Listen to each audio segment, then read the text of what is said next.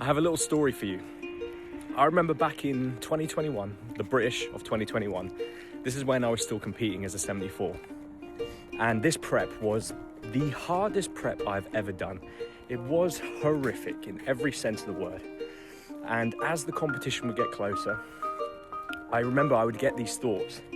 As things got harder, as the suffering got worse, I'd be like, why the fuck am I doing this? Why am I cutting for this comp? I'm already dead at this point. Why am I going through this? And the competition came and went. It was horrific.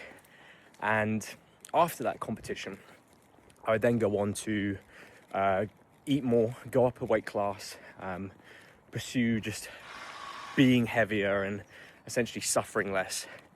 And it wasn't until perhaps 2 years later, I kind of thought about things a little bit more. And I thought about why and what led me to kind of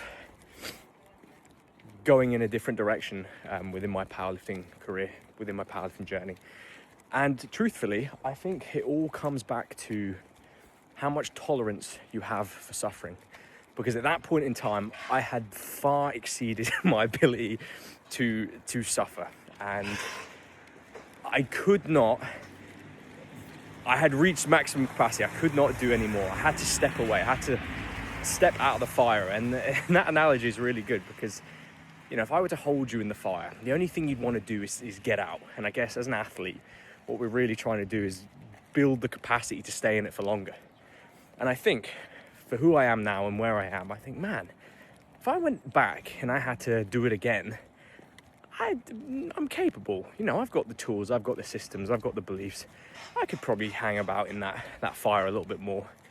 And it's just an interesting thing because how many decisions do we make based on being held in the fire a little bit too long for what we're capable of? And if, in a way, we could improve our capacity to stay in it a little bit longer, what good things could come from that space?